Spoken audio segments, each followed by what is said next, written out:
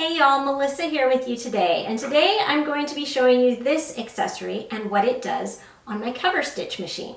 Now I realize this is kind of a specialty sewing application here. It's absolutely not something you need, but it is something I was excited to buy for myself and I know I will use.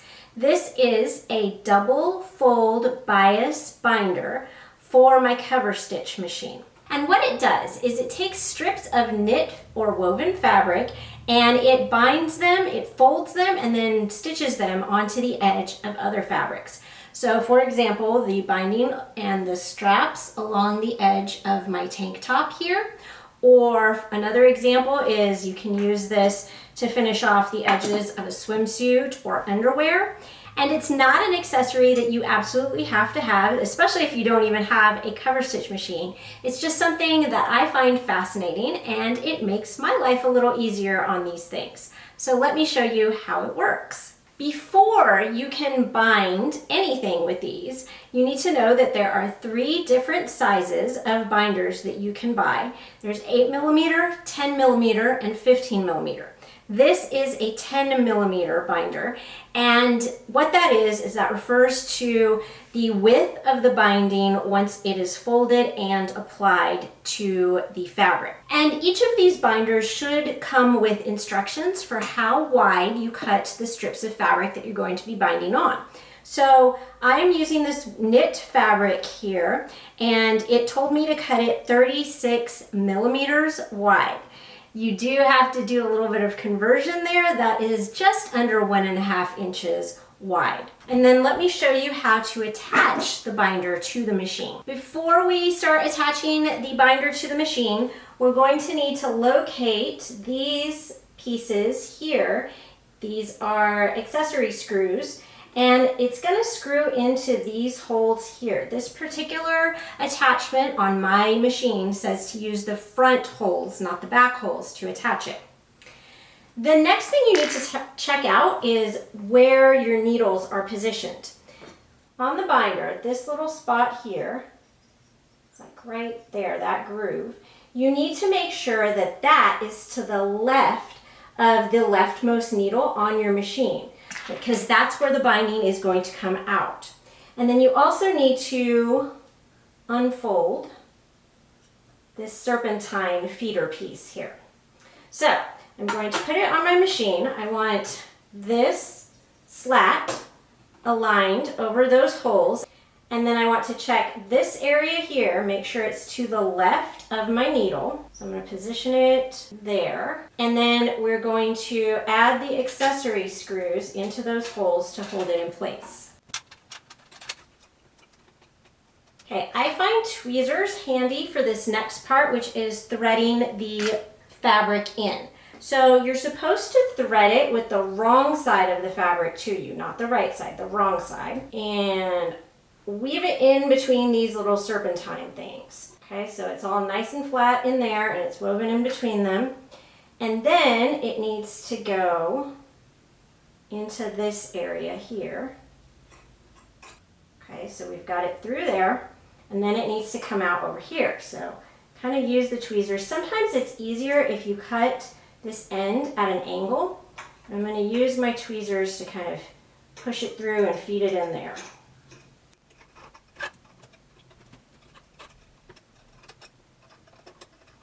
So it's coming out this end now, and as you pull, the edges start to feed in towards each other. I find it easiest to kind of just hold it myself a little bit, and then you want to take it and you want to turn it so that it's under the presser foot, under the needle. You do need a little bit of a lead, like you need your binding piece to be longer than the edge that you're going to bind, because you need this extra that comes out the back and under the presser foot before you even start feeding your fabric in. Okay, I've moved the camera so that you can kind of get a better look at how this is going under the presser foot and right here where it's going to fold over and bind. And now we need to take the fabric that we want to bind the edge of, and we need to put it right in there and make sure that the edge of it is in between the folded edges of the binder. And then all you need to do is start stitching and it'll get pulled in there. And And you just want to keep the very edge of the fabric right up against that edge. And you can now see what's coming out of the back here.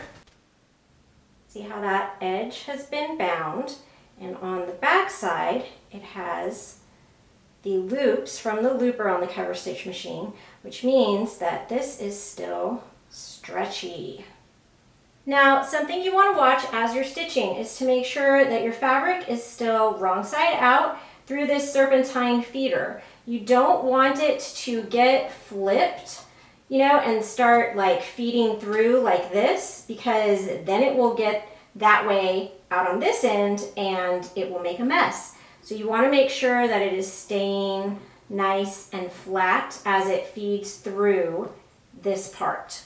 Back over on this end, when you are done and you've reached the edge of your fabric, continue feeding, and you can then pull your threads out underneath the presser foot, clip them,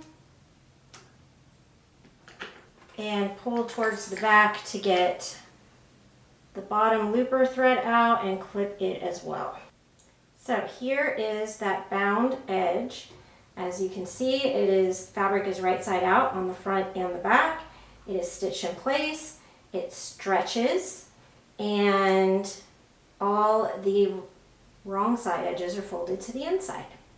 Let's talk a little bit about order of operations if you're going to be using binding on a garment. Because you need those leading edges and you stitch off past the edge of your garment, you need to construct the binded edges before you do the seams. So on this pair of underwear, you can see I've done the binding on both of the leg opening edges, and I haven't sewn the side seams of the underwear yet. What I'm going to do next is cut off those extra pieces of binding, and then I'm going to fold this right sides together, and I'm going to take it to the machine and stitch those side edges. And I'm going to line up the binding and stitch through that as well. Here is one side seam stitched with a stretch stitch, and now I can open this up and I can bind the waistline.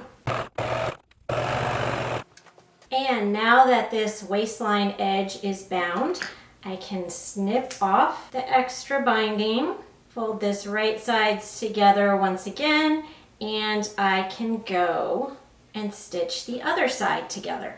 And once both sides are stitched together, here is what it looks like. Now, sometimes when we sew on a binding, like a neck binding on a t-shirt, we want the binding to be shorter than the t-shirt so that it stretches a little bit and kind of gathers in that edge. If that is the way the pattern you are sewing is designed, your first instinct might be to pull on the knit fabric as it's going through the binder attachment. Don't do that. Especially if you're using a jersey knit, it's going to cause the edges of your fabric strip to curl, and then it won't sew on nicely to the finished garment. What you want to do instead is use the differential feed on your machine. So on my machine, over here on the side edge here, if I wanted the fabric stretched as I was applying it, I would move this lever down here and it would get stretched as it's getting applied. Additionally, since you have to bind and then sew seams, you might have seams like this where it's the binding pushed out to the sides. And what I did was I top stitched over that with my lightning bolt stretch stitch on my sewing machine to kind of keep that seam open and therefore hopefully less aggravating, because it is a little bit thick where it's bound there. You've got 4 layers of binding fabric and a 5th layer sandwiched in between. So that can get thick there, and that may not be the best application for somebody who's really sensitive to seams in their clothing. So just keep that in mind if this is something that you're interested in exploring further. And check out this playlist for other interesting and unusual notions that you might want to add to your sewing room.